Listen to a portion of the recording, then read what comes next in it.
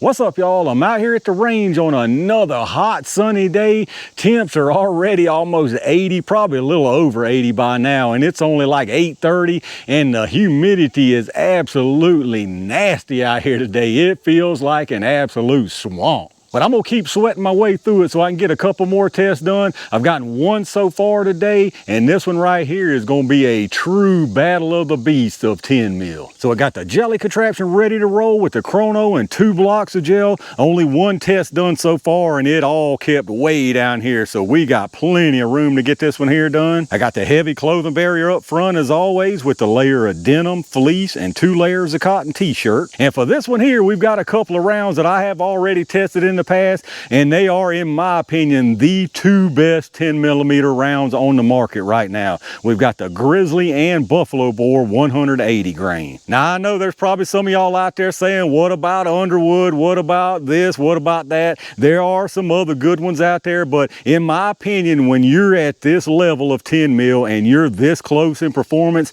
every little tiny bit matters when you're talking about which one is the so-called best. And both of these right here offer just a little tiny bit more than Underwood and the others. So once again, Grizzly and Buffalo Bore 180 grain, both of them claiming the exact same ballistics, 350 feet per second. Now they are different as far as the projectiles. Here's a look at both cartridges. The Grizzly right here with the nickel plating, brass case on the Buffalo Bore, and the projectiles definitely different. The Buffalo Bore, I believe, is an XTP or Nosler one. I'm really not sure what this Grizzly is. I believe this is something from that Kodiak company, but I'm not positive on that. Either way though, both of these things do an absolutely fantastic job. Buffalo Bore is what I EDC every single day, but when I run out of them, it's really going to be whichever one I can get the best deal on, because these things are so close, it really wouldn't matter to me either way. Now these things already reach over 1300, both of them, from my G20, but we're going to step it on up a little bit today and squeeze some big power out of them. We've got the Magnum Research MR1911 here with the 5-inch barrel. So this is one of those tests where I can absolutely guarantee fantastic performance from both of these rounds. Let's get everything set up and see which one takes the edge. All right, let's see what kind of numbers we can get out of these wild animals, y'all. I'm gonna start with the Grizzly here first. We'll get a 5-round average from both. Now you're gonna see multiple numbers from this lab radar. The first one's here at the muzzle, and then you've got 5 across the bottom. The first one there is set for 3 yards, which is roughly where the gel is here at 10 feet. And then the others are set for 10, 15, 25, and 50 yards. No doubt we're gonna see well over 1300 from both of these. There is no doubt in my mind about it. Whew, that's a spicy meatball. 1373, 1360, 1380, 1388, and 1387. This right here is real deal 10mm, buddy. Let's check out that average. All right, nothing surprising right here. We had a 5-round average of 1378 feet per second. Extreme spread was 27 with an 11.4 standard deviation. So as usual, nice consistency, excellent velocity from these things. So it's just Grizzly being Grizzly again. But we got some more good stuff to come. Let me reset it and see what the Buffalo Bore does. All right, let's see what the Buffalo does, y'all. More good stuff. There's just no doubt about it. Absolutely no doubt. 1389. 1377. This stuff is no joke, y'all. 1385. It's like they loaded them side by side. A little bit of a dip right there. 1368. And 1382, I mean, it's like they loaded these rounds sitting side by side watching each other do it. They are so close in performance. Let's check out the average. Check this out, y'all. The 5-round average right there was 1380 feet per second. Extreme spread of 21 with an 8.2 standard deviation. So once again, incredibly nice consistency from Buffalo Bore, incredibly nice velocity. And if you remember on the Grizzly, it was 1378. So you're talking about 2 FPS difference in the average out here today. You can't get any closer. That right there really just aggravates me even more with all these other companies out here loading this pretend 10 mil. There ain't no sense in it. You got two companies right here who know what needs to be done, who know what needs to be loaded, how it needs to be loaded to get true 10 mil performance, and they do it every time. All the rest of y'all manufacturers out there loading 10 mil with just a couple of other exceptions like Underwood and maybe one or two more, you really should be absolutely ashamed of yourself when you see this kind of performance. You shouldn't even want to put that stuff out there. You should absolutely be ashamed to see anybody running your ammo and the performance that they're getting from it. But I ain't supposed to be ranting out here today. We got good performance from both of them. Let's get all this stuff set up. Y'all know what time it is. All right, y'all, it's top centimeter jelly time. I'm gonna put one of each into the gel, starting with this ferocious Grizzly first. There's no doubt we're gonna see some incredible performance from both of these. Huge energy transfer, blocks flying, probably cloth flying, and everything else. Let's see what we get. Oh yeah, cloth way back here. I heard a thunk somewhere. I don't know what that was all about. Let me go check this out.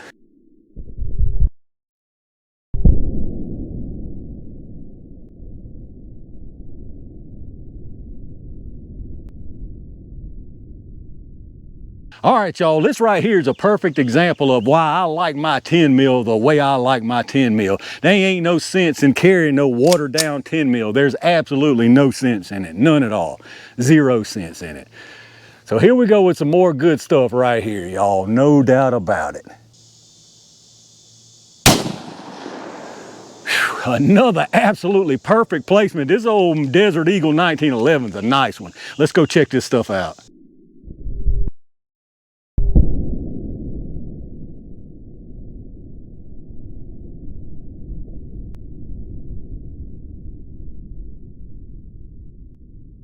All right, let's take a look at this absolutely fantastic performance down here, y'all. Both of these things did incredibly nice. And I mean, look at that stuff. That is absolutely incredible performance. Absolutely perfect in every single way here. On the top, that's the Grizzly there. Now, this Grizzly had a bunch of fragmentation. I will say that early too. A lot of jacket shed there, a bunch of lead, some more lead right here. But, I mean, it's a 180 grain projectile, so you probably still got considerable weight left. Very nice disruption all the way through this gel. You talking about some massive energy transfer all the way through this 16 inches into the next block, probably 2 to 3 inches, and all kinds of expansion, fragmentation, a bunch of frag expansion down here. And then down below that, of course, you got the Buffalo Bore, more absolutely beautiful performance. This one right here, y'all know I'm a little biased. I'll go ahead and admit it as far as Buffalo Bore. I absolutely love this stuff, love this 180 grain 10 mil Buffalo Bore.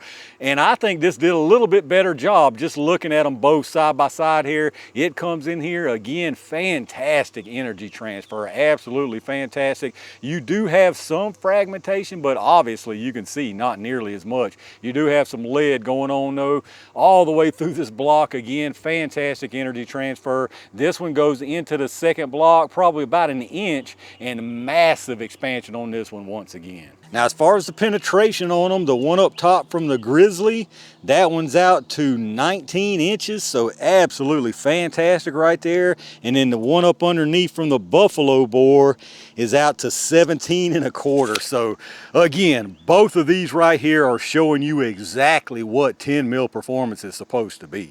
And here's your close-up look at all that devastation. Just fantastic transfer of energy right there from both of them. Now you can see again, definitely more fragmentation out of that Grizzly right there, especially with the jacket.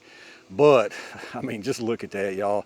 All the way through the first block, into the second block, and there you see them. Now I line these things up so good on this one that it's almost impossible to give you a good top-down view. They're on top of each other there, but get you a little bit of an angle, I guess.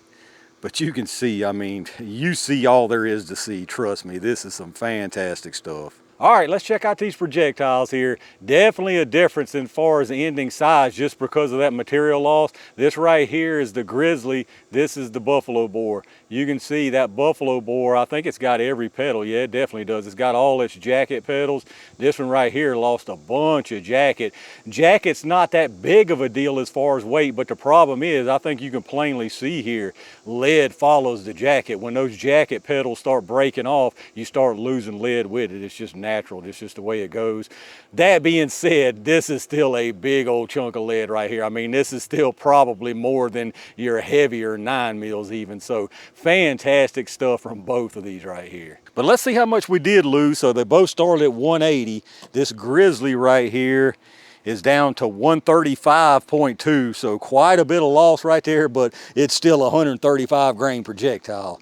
Now the Buffalo Bore, that one's at 162.0, so a good bit less loss there. So I really like that Buffalo Bore. And then as far as your sizes here, probably gonna be a little bit irregular. We'll start with this Grizzly. So this way you got 5.34, and then your longer direction here, you're looking at 6.19. So even with the loss and mangled up look and everything to it, you still got some fantastic expansion. And then your Buffalo Bore here, this way you've got 6.15, and in the longer direction here, you got 6.77. So definitely a larger ending size because you held on to more material than the Grizzly.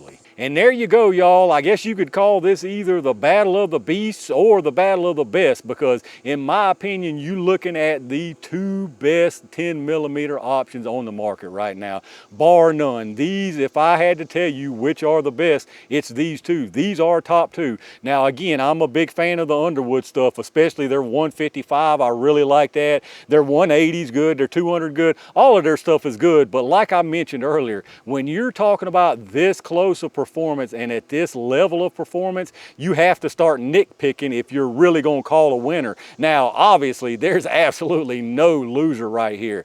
But in my opinion, all things considered right here, if I have to pick a winner, I'm picking the Buffalo Bore. And again, I absolutely love this Buffalo Bore, but I think if you look at everything considered right here, the Buffalo Bore, I believe, has to be called the winner on this one.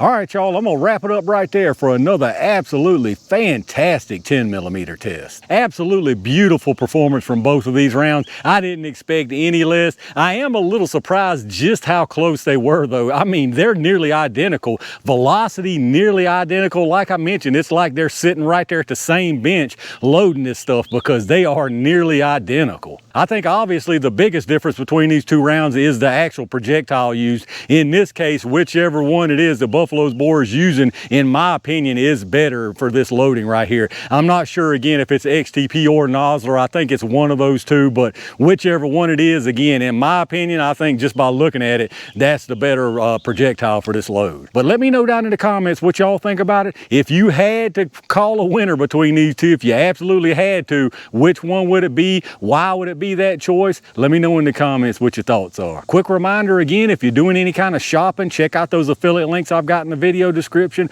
Lots of really good stuff down there, and anything you pick up helps the channel, so I really appreciate that. Big thanks as always to all my Range Gang members and every single one of y'all for supporting the channel. I've got one more test planned for out here today if I don't melt before I get to it, so stay on the lookout for that. And in the meantime, stay safe, stay prepared, and I'll see you soon.